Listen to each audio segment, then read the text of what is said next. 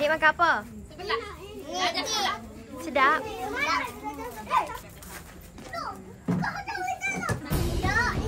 Okey, Kiki, Umi.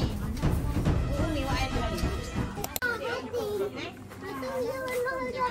Faizin pakai selipar terbalik. Balik selipar terbalik tu. Betul balik.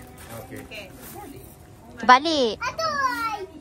Betul kan selipar terbalik. Terbalik. Betul. Okey, makan. Elok. Okey. Oh, sedapnya, Dik. Jangan.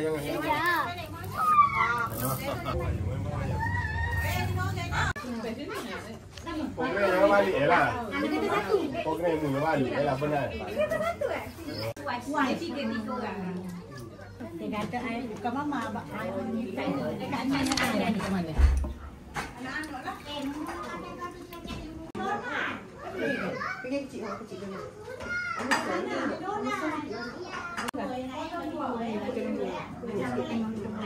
Buat tepi-tepi.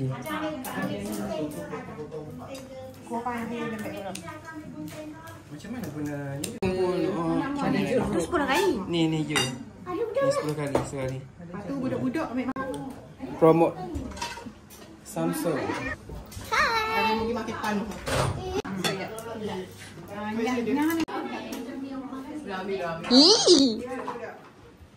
Mananya? Ramanya.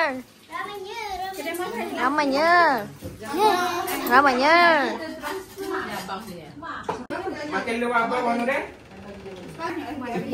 Tapi yang memang besar makan nunu biru. Oh ni, ingat kau makan biru. Buat apa? Dibagi kat atas. Bagi kat atas. Sedap. Sedap Mi. Cik you tak masak mana ni? Mi sedap Mi. Sedap. Budak kan makan. Cici sedap. Abang. Sedap.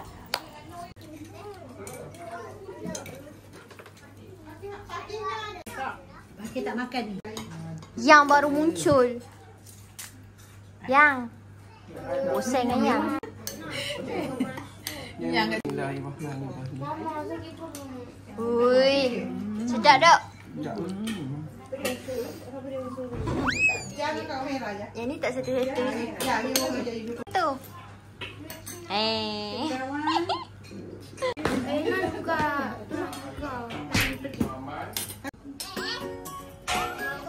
Kamu sekali ambil balik. Mama, makan macam tu je, Ma. Okay, terima kasih. Ini makan kat bawah dah kenapa? Aisyah.